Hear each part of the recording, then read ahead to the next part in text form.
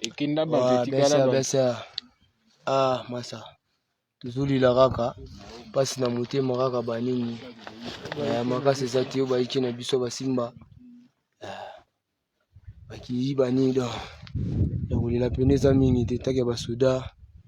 Ya makasi ezati topesi nyonso wana. Maboko ya Nzambe.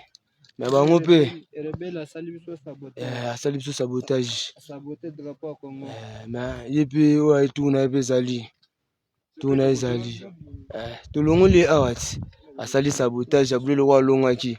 Akofanda mais afanda wate. Biso nde toyosilisa ye. Satadi kipa na Simba tozaka elongo. Tu comprends? Tozolongo ya makasi ezate. Nzambe kaka nda yebi. Pas mal pour les godos. Pas mal pour les godos.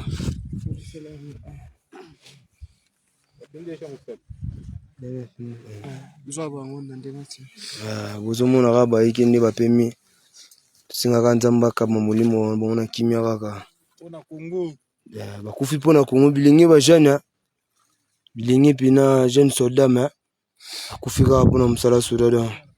C'est pas mal pour les codes. Ya makasi ezati.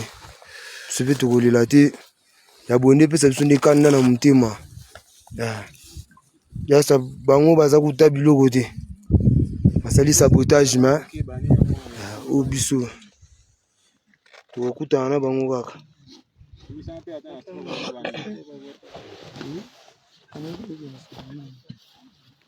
Tokutana kaka. Pas mal.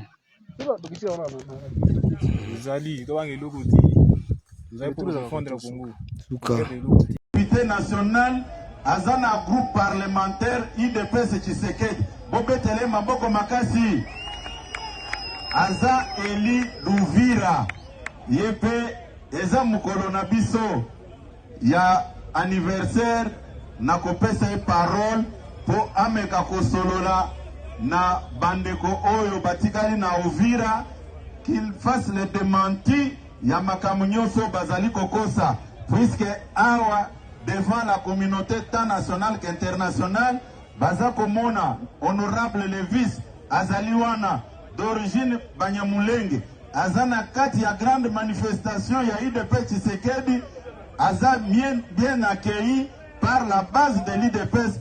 Honorable Levis, vous avez la parole. Secrétaire général wa IDPS. Natondi Botondi, monsieur le secrétaire général la IDPS. Kwa kunipea kauli ili niweze kuzungumza hapa. Pona kopesa nga maloba pona solola awa. Sawa vile anatoka kueleza. Ndenge auti koloba. Mimi nimechaguliwa kwa territoire ya Uvira, province ya Sud Kivu. Nga nazali moponami ya territoire ya Uvira na province ya Sud Kivu. Kuliste ya IDPS. Nakati ya liste ya IDPS.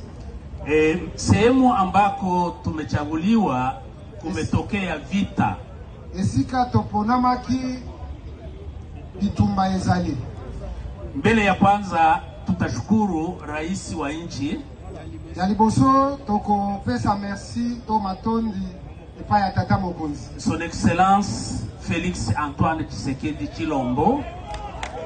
Son Excellence Patrice Berton Félix Antoine Tshisekedi. Naomba tumpigie mikono. Obetela maboko makasi. Tunamshukuru kwa nini? Totondi botondi pona nini? Kwa kazi na msimamo wake mkali wa kutetea taifa lake. Pona musala pe pona decision oyo azui pona kotelemela oyo ezali musala makasi ya bitumba. Sababu sawa mnavyojua pona ndenge bozali koyeba sehemu ya mashariki ya nchi yetu sika ya este ya mboka na biso kumetokea vita tangu mwaka wa 1996. Bitumba ebanda depuis 1996. Ici de la communauté Banyamulenge, l'honorable Lévi, Bobetele Maboko Makasi. Ils viennent de mentir s'il n'est pas de la communauté Banyamulenge qui est derrière le chef de l'État, son Excellence Félix-Antoine Tshisekedi Tshilombo. Même au sein du gouvernement central, il y a aussi un représentant de la communauté Banyamulenge, à l'occurrence du ministre d'État Gisaro. Toujours.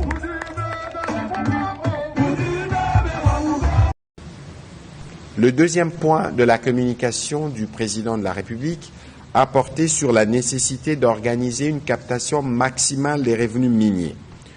Le président de la République est déterminé à œuvrer pour permettre aux finances publiques de tirer pleinement profit des performances élevées des exportations minières et aux réserves de change, de consolider notre souveraineté monétaire.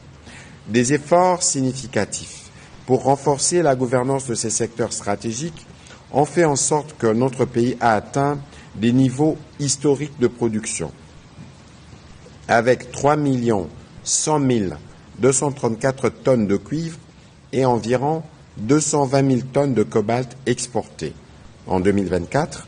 Et en 2025, l'exportation a poursuivi sa progression pour atteindre 3 403 006 tonnes de cuivre.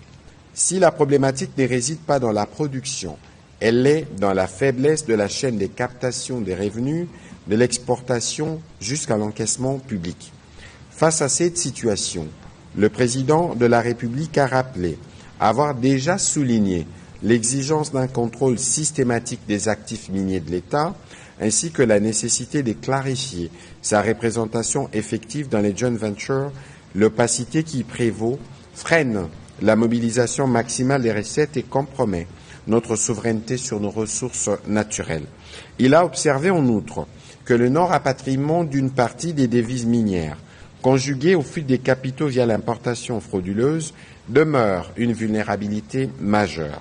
La réponse de l'État doit être ferme, réaliste, traçable et techniquement applicable.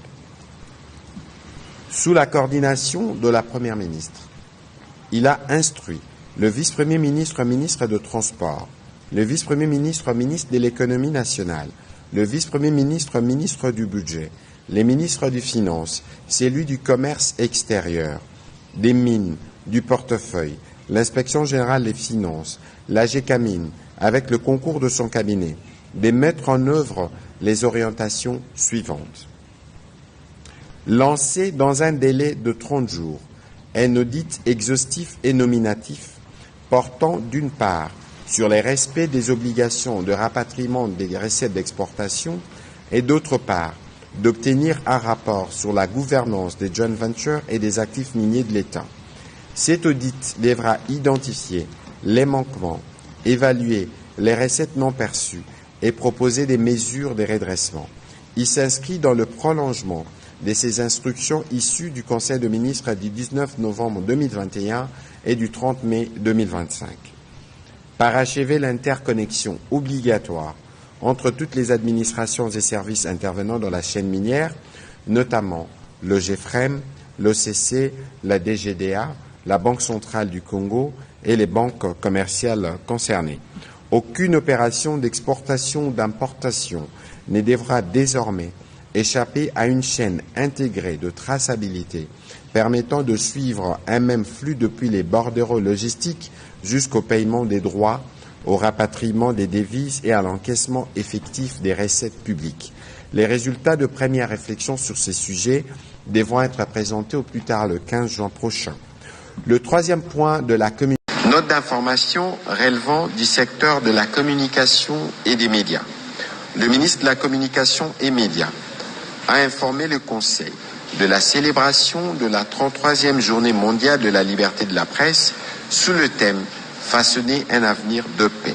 Cette célébration en République démocratique du Congo tient compte des conclusions de la réunion des organisations professionnelles des médias tenue à Kinshasa le 7 avril 2026 et ont convenu de structurer une réponse concertée du secteur face aux enjeux sécuritaires et informationnels actuels. Elle s'inscrit également dans les prolongements de la réunion technique du 14 avril 2026 ayant associé les conseils supérieurs de l'audiovisuel et de la communication ainsi que les services de la présidence, au cours de laquelle a été adopté les formats d'activité proposés par les organisations professionnelles de médias en vue d'une organisation concertée et inclusive.